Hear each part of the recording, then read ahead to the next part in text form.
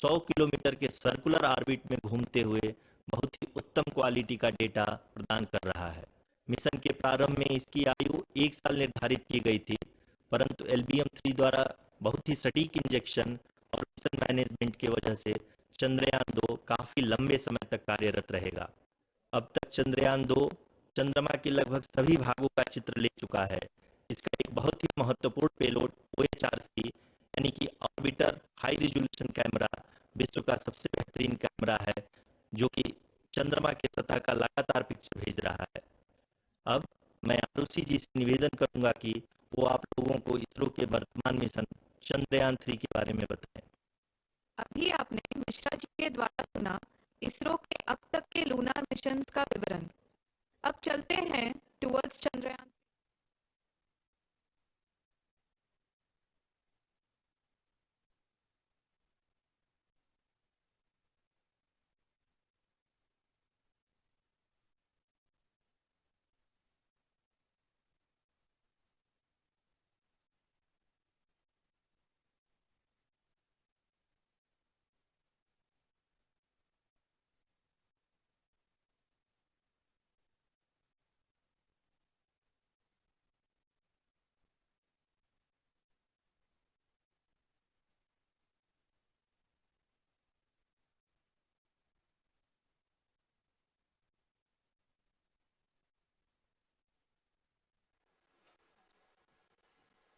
नमस्कार। इसरो के इस महाअभियान से जुड़ने के लिए आप सादर आमंत्रित हैं। मैं पद्मदेव मिश्रा अपने को-होस्ट श्रीमती आरुषि सेठ के साथ आप सभी को और देश विदेश से जुड़े सभी दर्शकों का हार्दिक अभिनंदन और स्वागत करता हूं। 23 अगस्त 2023 आज की शाम इसरो के वैज्ञानिकों और सभी अंतरिक्ष वैज्ञानिकों के साथ लैंडर मॉड्यूल को चंद्रमा के सतह पर उतरने के ऐतिहासिक पलों को देखने के लिए तैयार और उत्सुक हैं। जी हाँ, इसरो के गौरवपूर्ण इतिहास में एक और अध्याय जुड़ने जा रहा है और आज हम सब लोग इसके साक्षी बनेंगे। आप ये सारे विजुअल्स अपने स्क्रीन पर इसरो के मिशन ऑपरेशन कॉम्प्लेक्स यानी मॉक से देख रहे हैं, जो कि बेंगलुरु में स्थित telemetry tracking and command network ISTRAC से प्रसारित किया जा रहा है। ये विजुअल्स आपको पावर डिसेंट के काउंटडाउन और उस पथ को प्रदर्शित कर रहा है जिस पे चलकर लैंडर आज चंद्रमा के साउथ पोल पे सेफ और सॉफ्ट लैंडिंग करेगा। आपको ध्यान दिला दूं, इस समय हम लोग पावर डिसेंट शुरू होने से लगभग 22 मिनट दूर हैं। जो दर्शक थोड़ी देर से जुड़े हैं उनकी जानकारी के लिए बता दें, आप लोग इस ऐतिहासिक पल को इसरो के ऑफिशियल वेबसाइट, फेसबुक, ट्विटर और यूट्यूब पे भी देख सकते हैं। Honorable dignitaries, delegates, scientists, media personnel, and dear viewers, a very good evening to all of you. We at ISRO welcome you to the live coverage of India's prestigious Chandrayaan-3 mission's landing event on the lunar surface. These are the visuals from Mission Operation Complex at ISRO's Telemetry Tracking and Command Network, ISTRAC, situated in Namma, Bengaluru, Karnataka. I, Arushi Seth, and my colleague, Dr. Padamdeo Mishra, are your hosts for the evening and shall accompany you on the journey of the landing event from powered descent start to touchdown. Today, we shall be witnessing the final phase of the critical and most technologically challenging mission operations of Chandrayaan-3, wherein the lander module will be making a safe and soft landing on the surface of the moon.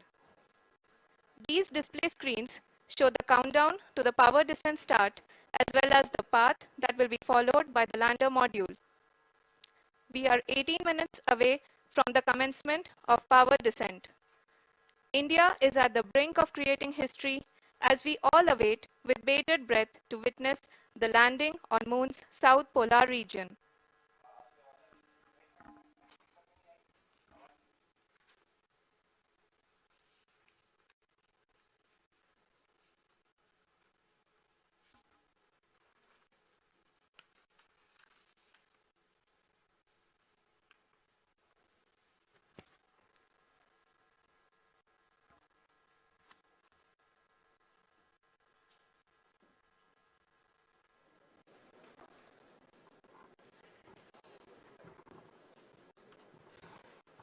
ISRO का पहला moon mission Chandrayaan one अक्टूबर 2008 में PSLV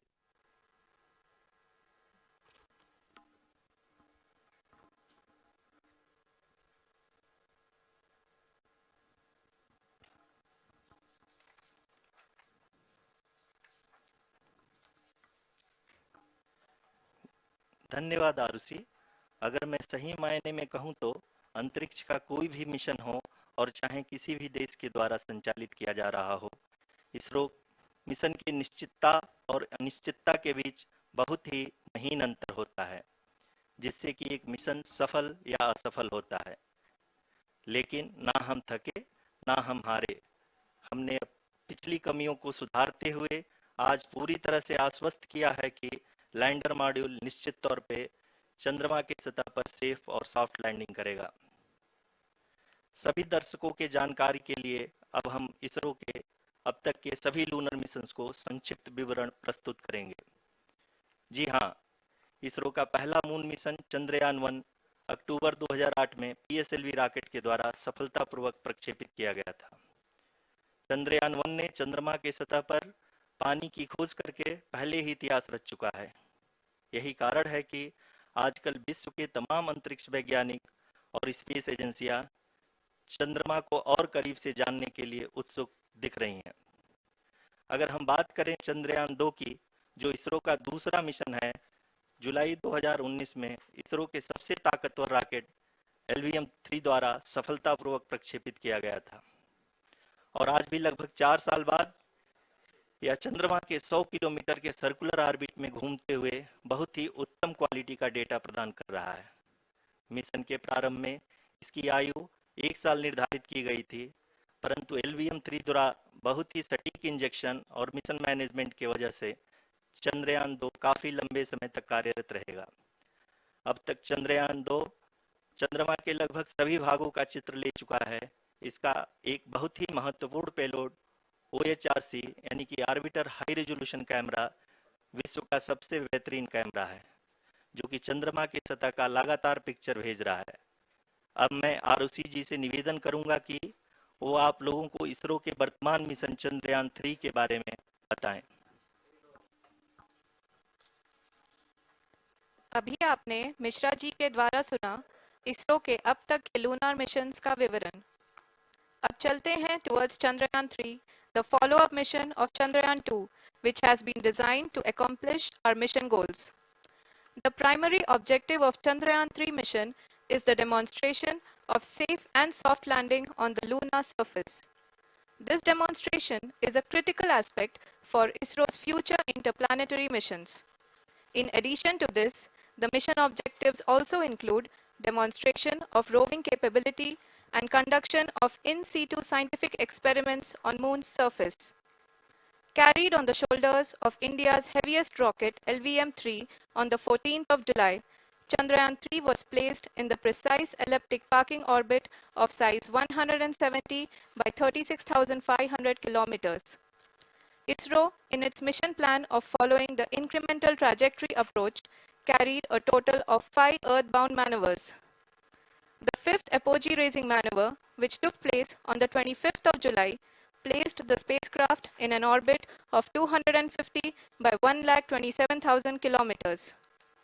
At the early hours of 1st August, the translunar injection was carried out, after which the composite module began the final leg of its long journey of nearly 3,84,000 kilometers for its rendezvous with the Moon.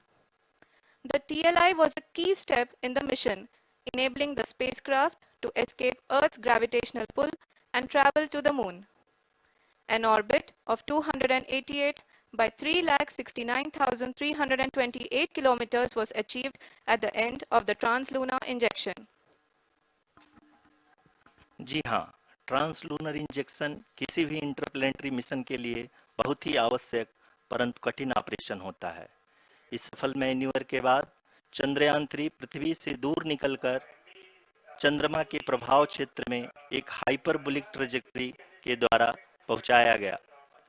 पुनः 5 अगस्त 2023 को lunar orbit insertion के द्वारा चंद्रयान-3 को 160 kilometre के पेरिलून और 18,000 kilometre के अपोलून के साथ चंद्रमा के इलिप्टिकल ऑर्बिट में स्थापित कर दिया गया। टीएलआई के तरह एलओआई भी एक बहुत जटिल ऑपरेशन होता है। इसमें हमें यह ध्यान देना आवश्यक होता है कि उपग्रह के वेग मान को एक निश्चित बिंदु से घटाया जा सके, अन्यथा उपग्रह चंद्रमा के प्रभाव क्षेत्र से बाहर निकल जाएगा। एलओआई के सफलतापूर्वक परिचालन के बाद चंद्रयान 3 की कक्षा को 4 बार और परिवर्तित किया गया। इस दौरान चंद्रमा की अधिकतम ऊंचाई को घटाकर 160 किलोमीटर कर दिया गया। इस पूरी प्रक्रिया में प्रपल्सन मॉड्यूल का लगभग 755 किलोग्राम ईंधन का उपयोग हुआ और चंद्रयान 3 के वेग मान को लगभग 850 मीटर प्रति सेकंड कम कर दिया गया। लैंडर मॉड्यूल को लगभग 150 किलोमीटर के सर्कुलर ऑर्बिट में स्थापित करने के बाद 17 अगस्त 2023 को प्रपल्सन मॉड्यूल से अलग कर दिया गया। पुनः लैंडर मॉडल के ऑर्बिट को 2 डीबूस्ट मैन्यूवर्स के द्वारा 150 किलोमीटर के सर्कुलर ऑर्बिट से घटाकर 25 गुणे 130 किलोमीटर के एलिप्टिकल ऑर्बिट में स्थापित कर दिया गया। इस दौरान यह भी सुनिश्चित कर दिया गया कि 800 न्यूटन के चारों थ्रोटल थ्रस्टर्स पावर डिसेंट के समय किसी भी चुनौती का सामना कर सकें। लैंडर मॉड्यूल इस ऑर्बिट में 4 दिन तक चंद्रमा की परिक्रमा करता रहा ताकि इसके सभी सबसिस्टम को पावर डिसेंट से पहले कार्यात्मक रूप से वेरीफाई और वैलिडेट किया जा सके। इस दौरान चंद्रयान 2 और लैंडर मॉड्यूल की आपस में बातचीत भी हो चुकी है। और संक्षेप में अब तक की यात्रा की बात करें तो लैंडर मॉड्यूल अब तक 21 बार पृथ्वी के और लगभग 120 बार चंद्रमा का चक्कर लगा चुका है और इस पूरी यात्रा में लगभग 55 लाख किलोमीटर की यात्रा भी पूरी कर चुका है। अब तक के इस पूरे अभियान में यह भी सुनिश्चित किया गया कि सारे ऑर्बिट मैन्यूवर्स इस प्रकार किए जाएं कि लैंडिंग साइट पावर डिसेंट की शुरुआत से ही लैंडर के ऑर्बिटल प्लेन में बना रहे।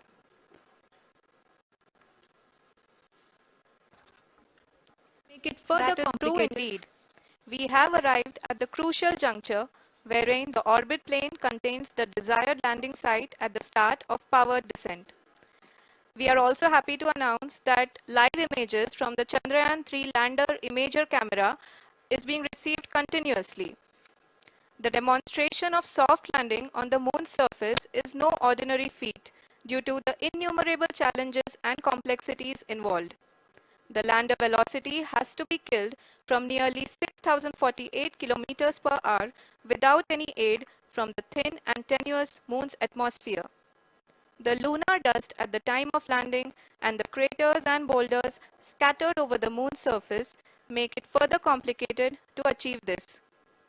The new and improved Chandrayaan 3 design has been built after envisaging all the scenarios which the lander module can encounter.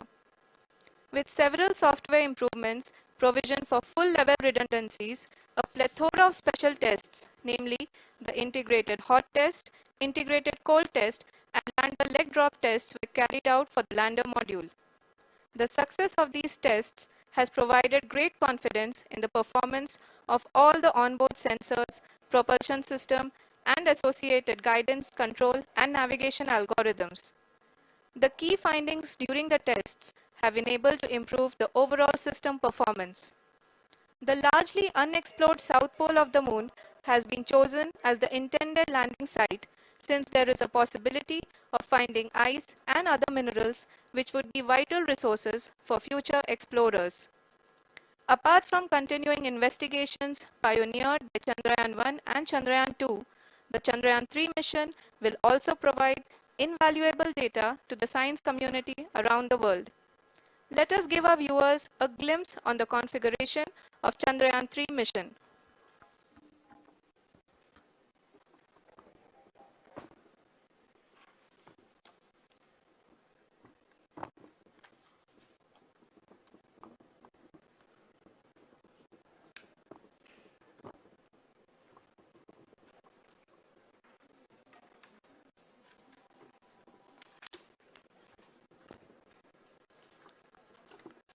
Chandrayaan 3 का मिशन प्लान लगभग चंद्रयान 2 की तरह बनाया गया है।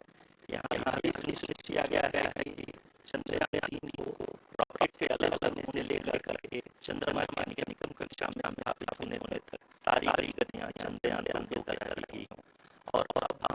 सकते हैं कि यह प्लान पूरी तरह से 37% चला रहा।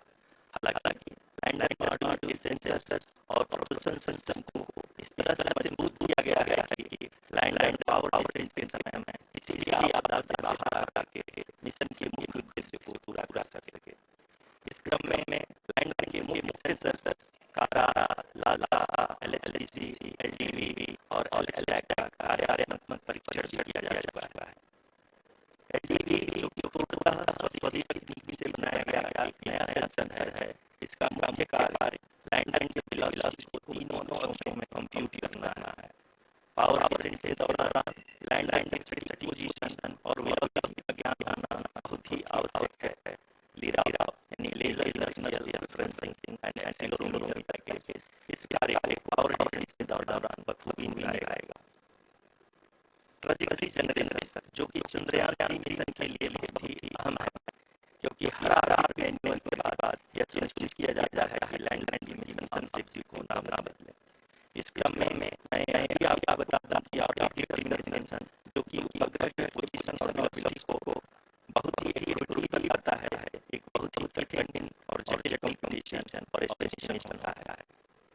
यहाँ यह भी जानना महत्वपूर्ण है कि चंद्रयान 2 का OH-4 किलो अब तक काफी ऊंची स्तर का डैम प्लान किया है, जिसके फलस्वरूप लैंडिंग साइट की सीमा को बढ़ाकर 4.4 किलोमीटर कर दिया गया है, जो कि पावर ऑपरेशन के दौरान सॉफ्ट लैंडिंग कराने में काफी सहायक होगा। Apart from the sensors, Chandrayaan 3 is equipped with a suite of sophisticated payload instruments. While Chandrayaan 1 and Chandrayaan 2 orbiter have provided abundant remote sensing data of Moon, equally important are the on-site localized measurements that provide ground truth. Lander and rover have payloads which are completely new and will perform in-situ analysis of lunar surface. The two spectroscopes on rover, APXS and LIBS, will actively measure surface elemental evidences at the landing location and surrounding area. The lander carries a seismometer IRSA that can sense impact events and lunar quakes. The thermal probe CHARS will measure the temperature profile and thermal conductivity of Moon regolith. The Ramah payload will carry out lunar ionosphere studies, while the laser reflector array shall be a passive location indicator for future spacecraft equipped with laser altimeter. The propulsion module will not be left behind, and an experimental payload has been added to it as a value addition.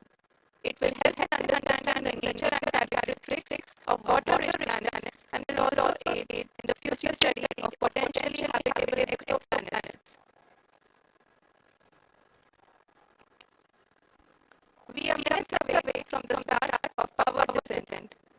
The entire power descent shall be carried out by the onboard autonomous landing sequencer or ALS, which is a series of instructions preloaded to the lander module. These instructions include commands to be executed, data to be collected and analyzed, and decisions to be made and executed autonomously throughout power descent.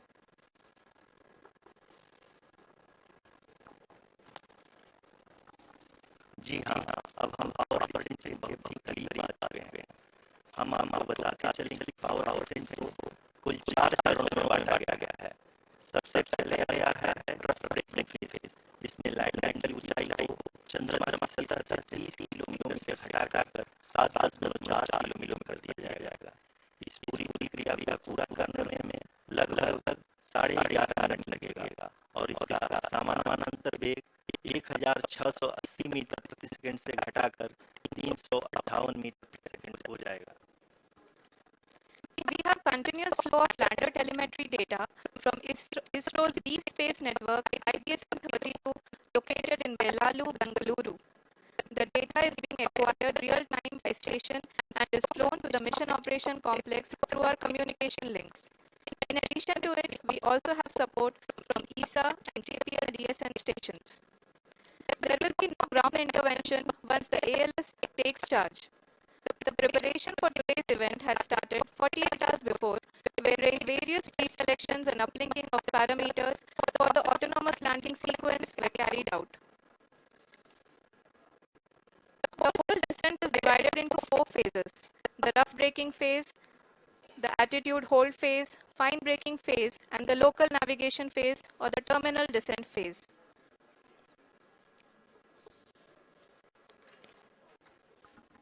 जी हाँ, attitude hold phase, जो कि power descent का दूसरा चरण है, एक बहुत ही महत्वपूर्ण फेज है। इस 10 सेकंड के स्मॉल ड्यूरेशन के दौरान लैंडर के दो महत्वपूर्ण सेंसर कारा और लासा लैंडर की ऊंचाई की गणना करेंगे। इस फेज के पूरा होते ही लैंडर चंद्रमा के सतह से कुल 6.8 किलोमीटर की ऊंचाई पर होगा। During the rough braking phase, the lander velocity shall be brought down from 1680 meters per second to 358 meters per second. The altitude will be brought down from 30 kilometers to 7.4 kilometers at the end of rough braking.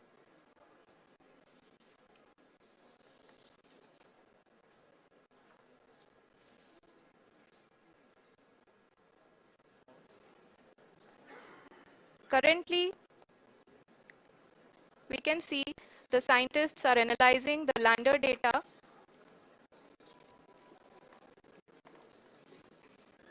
जी हाँ, हम ये देख सकते हैं कि mission operation complex रूप में बैठे सभी वैज्ञानिक ये जो भी डेटा देख रहे हैं वो डीप स्पेस नेटवर्क आइडिएशन 32 के द्वारा प्रोवाइड किया जा रहा है।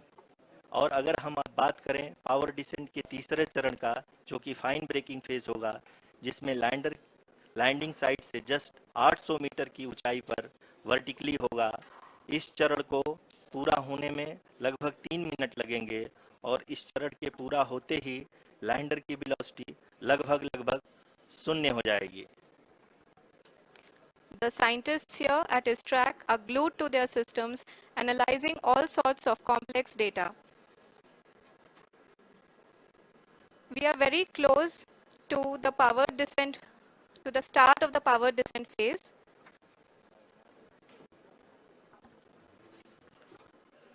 जी हाँ, अगर हम अब बात करें पावर डिसेंट के चौथे और अंतिम चरण का, जो कि लोकल नेविगेशन फेज या टर्मिनल डिसेंट फेज भी कहा जाता है, इस दौरान लैंडर के 2 इंजन बंद कर दिए जाएंगे और लैंडर के सेंसरों द्वारा इसके हाइट और वेलोसिटी की गणना इनर्शियल नेविगेशन को भेज दिया जाएगा।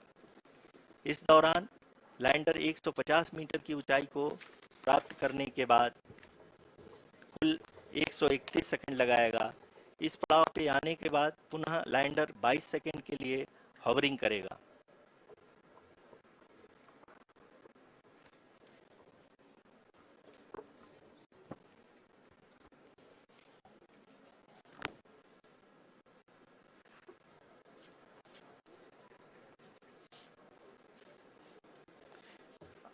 आप इस समय अपने स्क्रीन पे मिशन ऑपरेशन कॉम्प्लेक्स में बैठे सभी मान्यगणों को देख सकते हैं, जो कि बहुत ही उत्सुकता के साथ टेलीमेट्री डेटा को देख रहे हैं। अभी हम लोग पावर डिसेंट शुरू होने से जस्ट कुछ ही पल दूर हैं।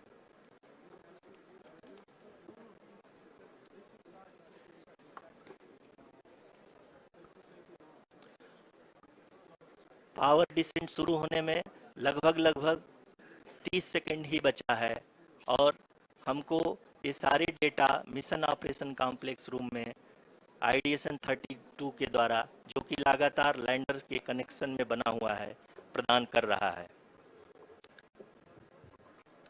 Dear viewers, the pivotal power descent has begun and the lander module is propelling towards the moon's surface along the intended trajectory.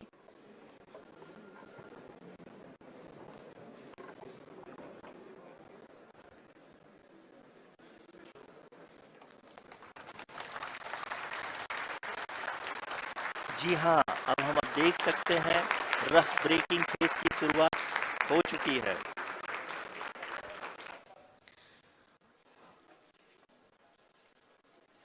During this rough braking phase, the lander velocity shall be brought down from 1680 meters per second to 358 meters per second.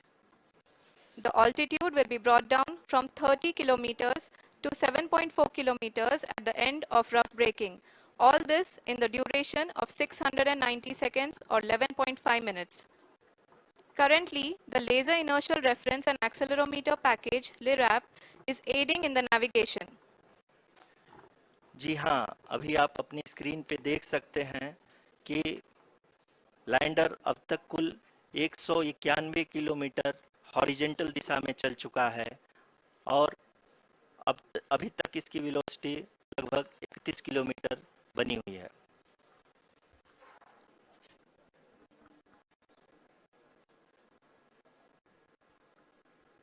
The lander module has traveled a distance of approximately 228 kilometers. The complete downrange that will be traveled during this phase shall be nearly 713.5 kilometers.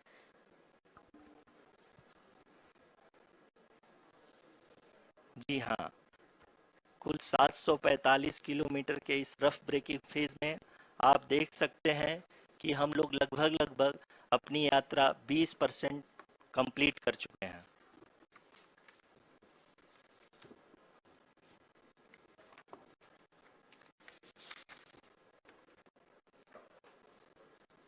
Power descent की यह शुरुआत हम कह सकते हैं कि बहुत ही सटीक और सधी हुई है, जिसमें लैंडर अपने वेगमान को अनुमानित तरीके से घटा रहा है।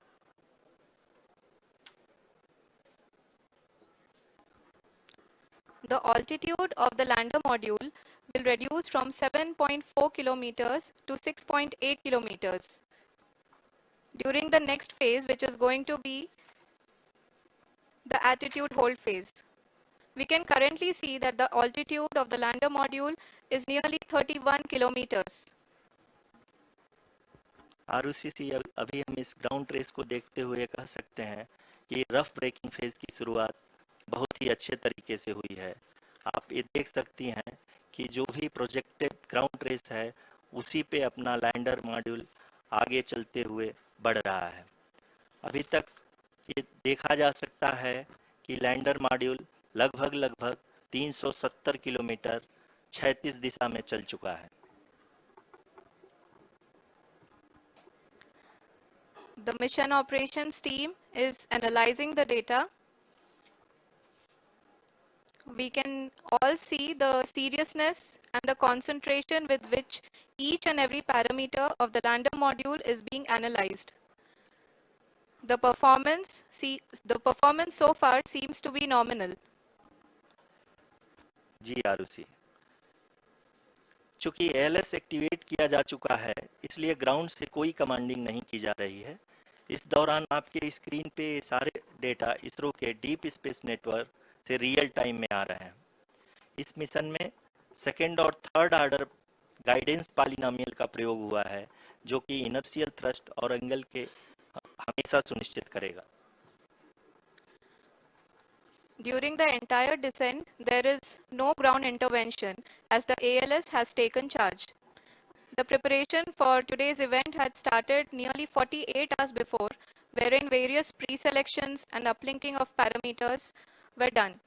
We can see that the vertical velocity of the lander module has been brought down. It is continuously coming down. And the ALS had already been initiated 1 hour before the scheduled time of the power descent start. Following this, the throttleable engine electronics module, the TECM, was switched on and lander was oriented to the favorable attitude.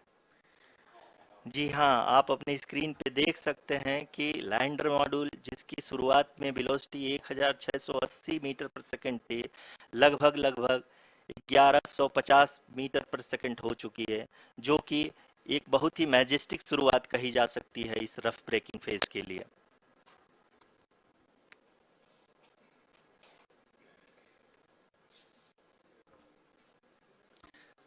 यहाँ पे मैं आपको ये भी बताते चलूं कि आप अपने स्क्रीन पे देख सकते हैं कि द लैंडर मॉड्यूल का आल्टीट्यूड धीरे धीरे अब कम होता हुआ दिख रहा है, और जो कि एक्सपेक्टेड भी है। अभी हम बात करें करंट आल्टीट्यूड की, तो जो कि 28.6 किलोमीटर के आसपास है। आप स्क्रीन पर ये भी देख सकते हैं Chandrayaan 3 lander imager display. The lander imager is continuously taking photographs of the moon surface, and that is also being streamed here. Currently, the horizontal velocity has been brought down, and the distance traveled is 574 kilometers. The current altitude is 27 kilometers, as can be seen on the screen. जी हाँ, करीब करीब अपने आधे सफर को पूरा करते हुए इस रफ ब्रेकिंग फेज में लैंडर बहुत ही आगे की तरफ बढ़ते हुए अपनी ऊंचाई को घटा रहा है। अगर अब बात करें तो लैंडर की ऊंचाई चंद्रमा के सतह से लगभग 27 किलोमीटर से नीचे हो चुकी है, करीब करीब 26.7 किलोमीटर के आसपास है। The next phase after the rough braking phase is the attitude hold phase, which will be for a duration of nearly 10 seconds. The lander will be oriented such that both the altimeters will be looking exactly towards the moon's surface. At the end of this attitude hold phase, height measurement update to navigation system will be given from the laser and car band altimeters. Currently, we are in the middle of the rough braking phase. जी हाँ, अगर हम ध्यान से देखें तो लगभग 8 minute की यात्रा के बाद लैंडर अपनी हॉरिजेंटल वेलोसिटी को लगातार कम करते हुए अपनी ऊंचाई, अभी की ऊंचाई के समय 24 किलोमीटर की ऊंचाई प्राप्त कर चुका है।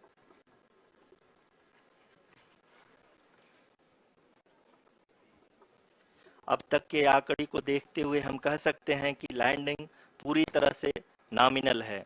यहाँ पर हम देख सकते हैं कि हॉरिजेंटल वेलोसिटी लगातार कम होती हुई दिख रही है।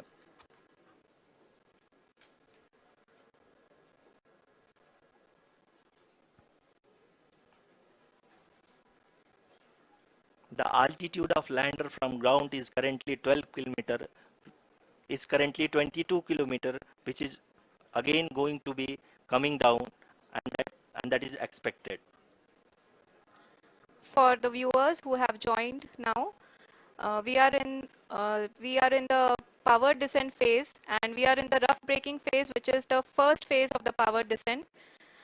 We have currently traveled a downrange of 697 kilometers, and the downrange that has to be traveled during this phase is 713.5 kilometers.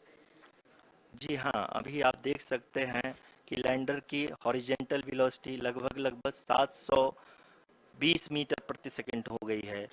लगभग हम ये कह सकते हैं कि 900 मीटर प्रति सेकंड वेलोसिटी को कम किया जा चुका है।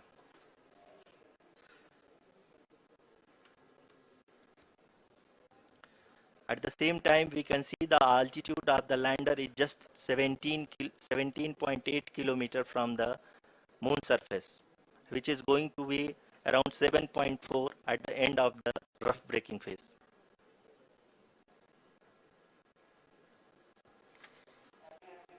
इस फेज के बाद हम जाएंगे towards the attitude hold phase, where we will be expecting sensor update from the laser and car band altimeters.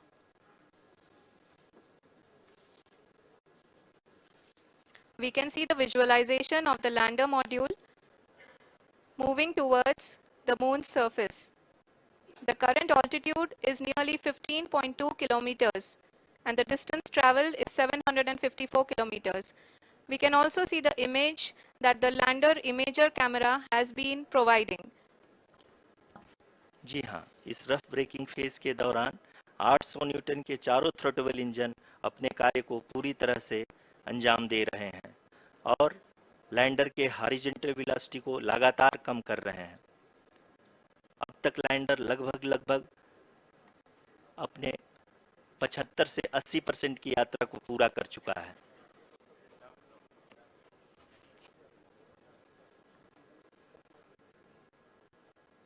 After the rough braking and the attitude hold phase, we shall be having the fine braking phase, which will continue for nearly 3 minutes.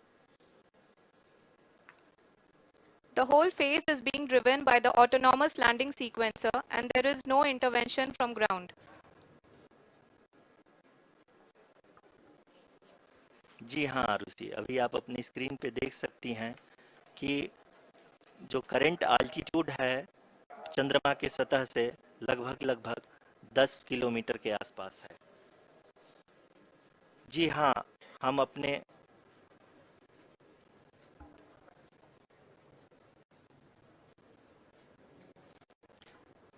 जी हाँ, हमारे प्रधानमंत्री जी श्री नरेंद्र मोदी जी हम सभी का उत्साहवर्धन करने के लिए दक्षिणी अफ्रीका के जोहानसबर्ग से जुड़ गए हैं।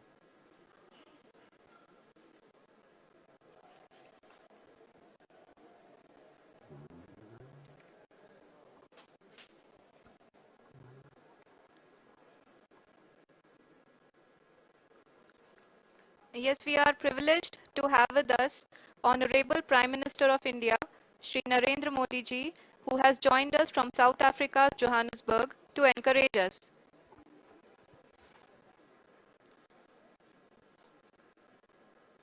जी हाँ, आप ये देख सकते हैं एल्टीट्यूड होल्ड फेस भी बहुत ही आसानी से लैंडर फेस ने पार कर लिया है और अब फाइन ब्रेकिंग की शुरुआत हो चुकी है।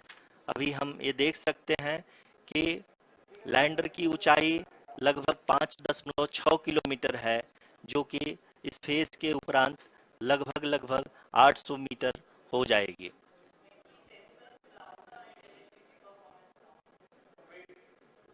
We can hear from the mission operations team that the sensors are performing nominally and we are currently in the midst of the fine braking phase, which is going to continue for 3 minutes and the altitude is going to be reduced to nearly 800 meters at the end of this phase.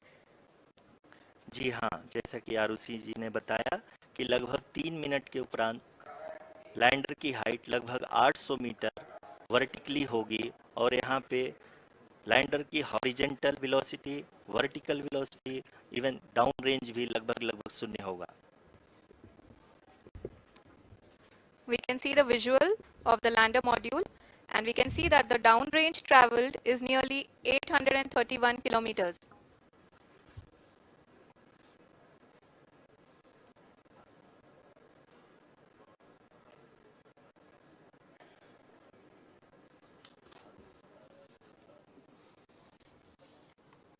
जी हाँ, आप अपनी screen पे देख सकते हैं कि lander की ऊंचाई अब चंद्रमा की सतह से लगभग 3 किलोमीटर से कम हो चुकी है। We are very close to the moon's surface, nearly 2.6 kilometers as we can see.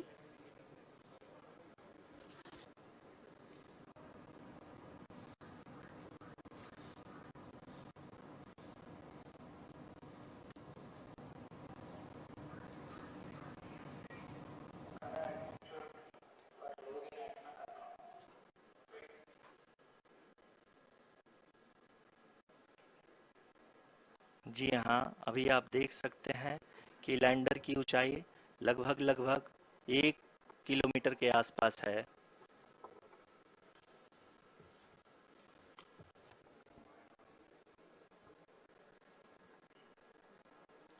We are nearing the final phase of the power descent, which is going to be the vertical descent phase or the local navigation phase. जी हाँ, अब हम fine breaking wave के एकदम करीब आ चुके हैं। हाँ, आप तालियों के गड़गड़ाहट से सुन सकते हैं कि हम लोगों ने तीसरे चरण को भी बहुत ही सफलतापूर्वक हासिल कर लिया है और अभी हम वर्टिकल डिसेंट फेज में आ चुके हैं, जिसकी शुरुआत भी बहुत ही अच्छे ढंग से हो चुकी है।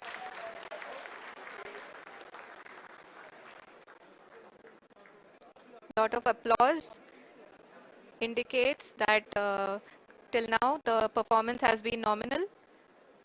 We are in the vertical descent phase 1. The altitude is being brought down from 800 meters and we are nearing and approaching the lunar surface.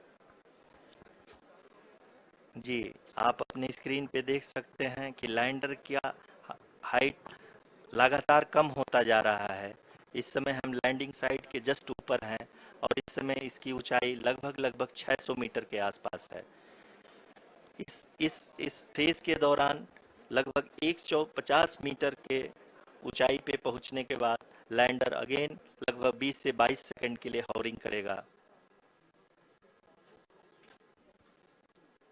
We are above the landing site. The horizontal as well as the vertical velocity is now being constantly reduced. And the lander module has begun its descent towards the landing site.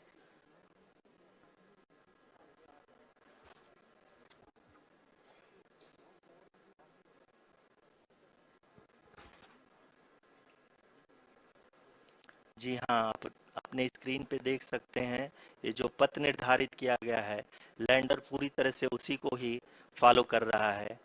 इस समय हम लगभग 200 metre की height से भी कम आ चुके हैं।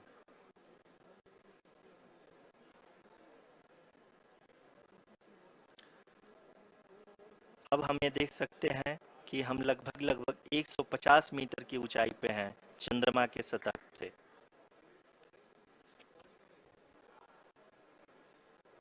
We are approaching the vertical descent phase 2, which will have the lander module hovering at nearly 150 meters above the जी हाँ। lunar surface.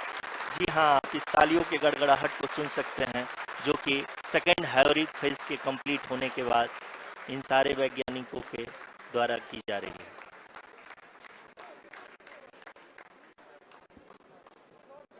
जी हाँ, आप अगर फिर से ध्यान से देखें तो एल्टीट्यूड पुनः कम होता जा रहा है। अभी हम लोग लगभग 135 मीटर की ऊंचाई पे हैं।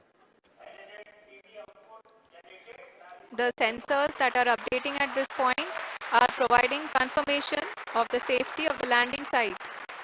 As expected, the retargeting is going on and this is a very good signature for the lander. अभी आप ये देख सकते हैं कि लैंडर की ऊंचाई लगभग 65 मीटर के आसपास बची हुई है।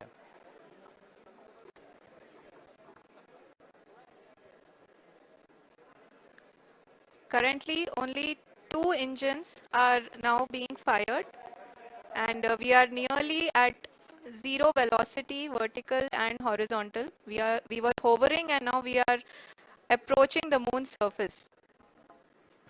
धीरे धीरे लैंडर की वेगमान को कम किया जा रहा है और हम अब लगभग 50 मीटर से भी कम आ चुके हैं। We can see the Honorable Prime Minister, Shri Narendra Modi ji, who is here to encourage us, and he is critically looking at the visuals.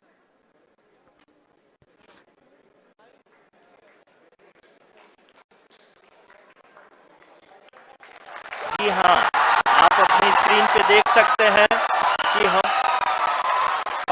Lander module People are applauding. Let lander us all module wait to hear from the Secretary Department of Space and Chairman ISRO, Shri S. Somnath.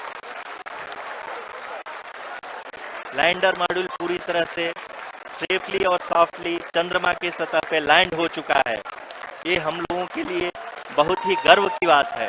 Hindi में एक कहावत है कि चंदा मामा दूर के, लेकिन अब हम ये कह सकते हैं कि चंदा मामा अपने घर के। बहुत ही उम्दा. The hard work of the entire ISRO community has come to fruition.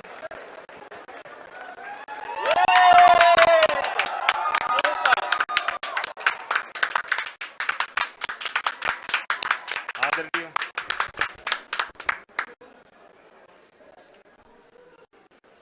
आदरणीय प्रधानमंत्री जी, नमस्कार. Sir, we have achieved soft landing on the moon. India is on the moon. Sir,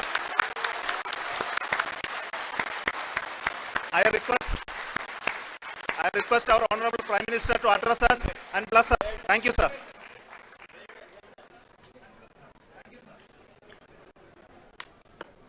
मेरे प्यारे परिवारजनों, जब हम अपनी आंखों के सामने ऐसा इतिहास बनते हुए देखते हैं तो जीवन धन्य हो जाता है।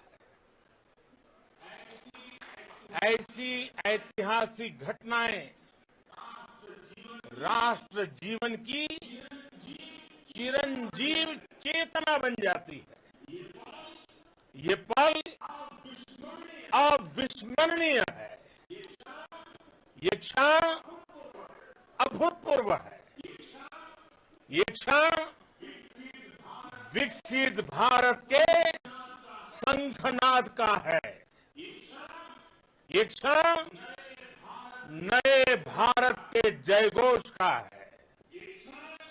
ये क्षण मुश्किलों के महासागर को पार करने का है। ये क्षण जीत के चंद्र पथ पर चलने का है। ये क्षण 140 करोड़ धड़कनों के सामर्थ्य का है।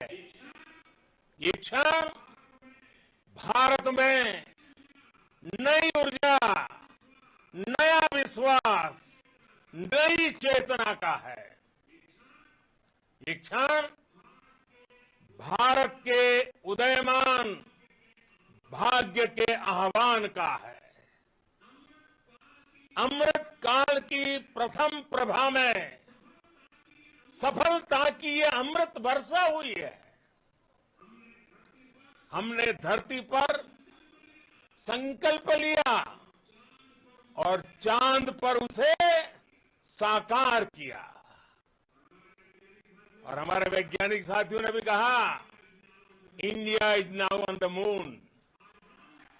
आज हम अंतरिक्ष में नए भारत की नई उड़ान के साक्षी बने हैं।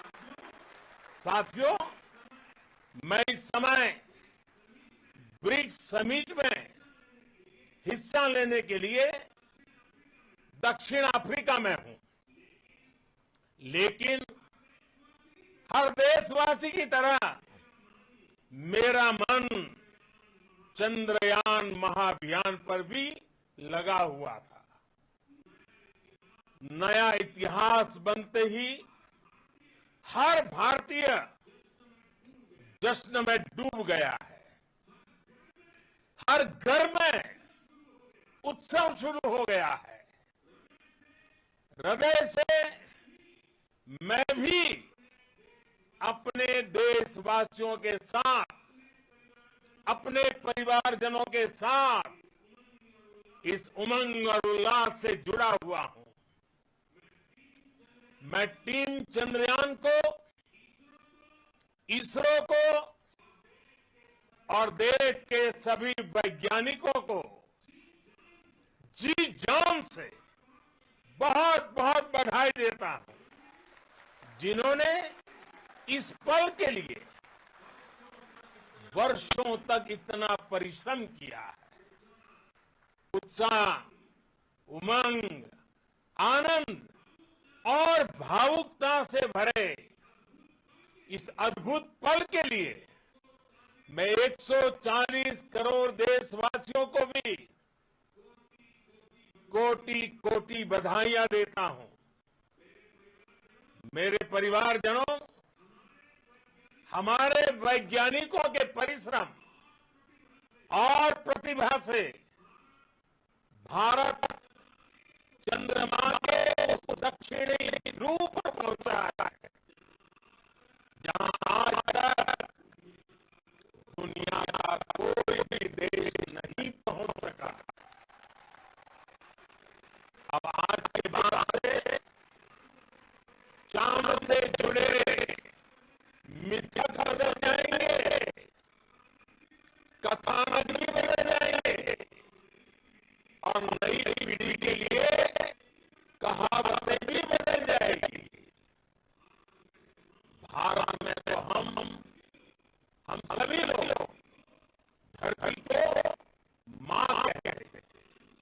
और चांद को मामा बुलाते हैं।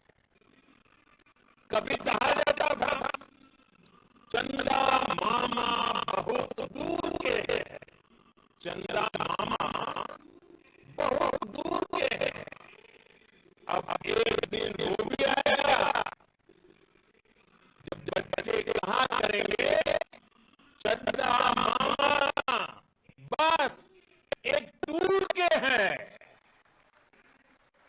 Friends, on this joyous occasion, I would like to address all the people of the world, the people of every country and region. India's successful moon mission is not just India's alone.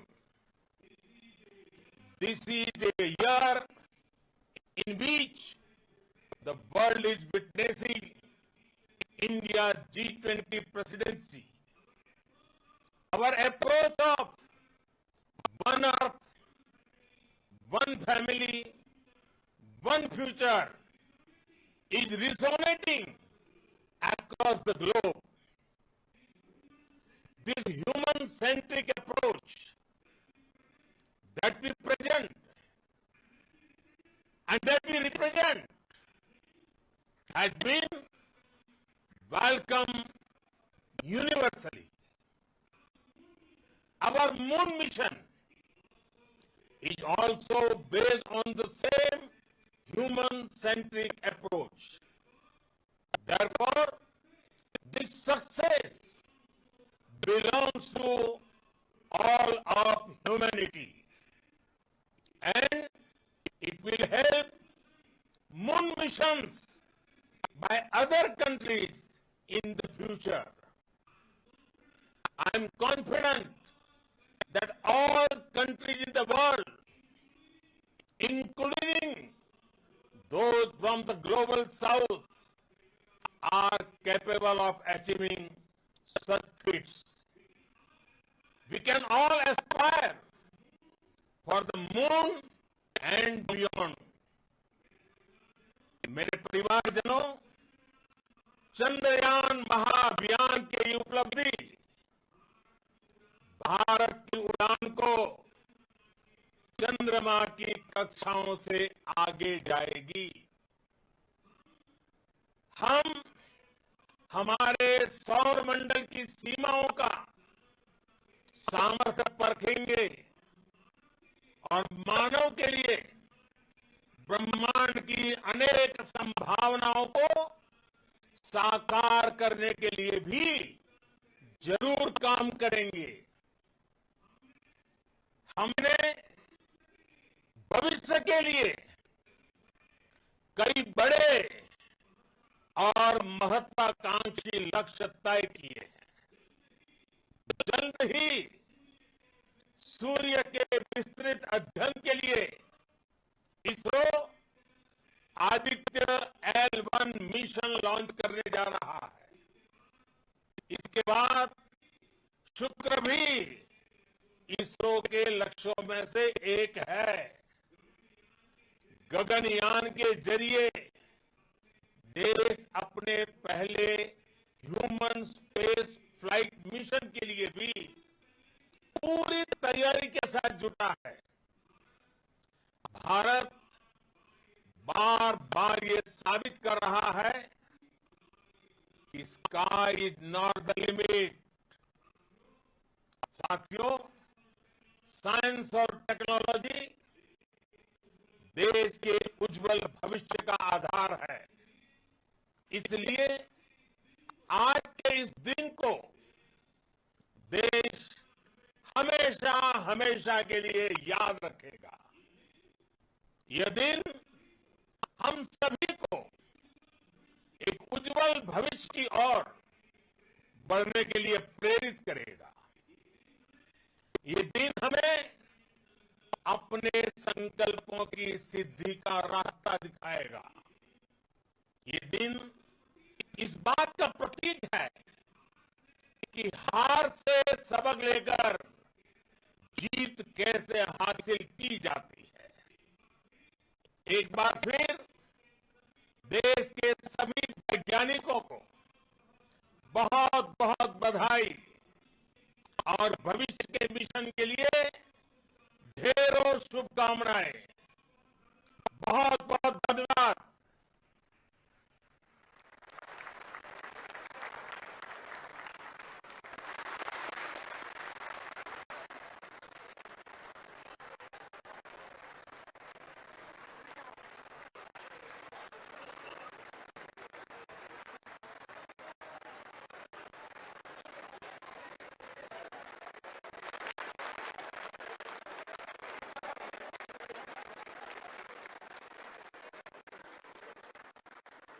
Thank you, Aditya Pradhan Mantri ji, for being part of our journey to this success. And let me take this opportunity to thank the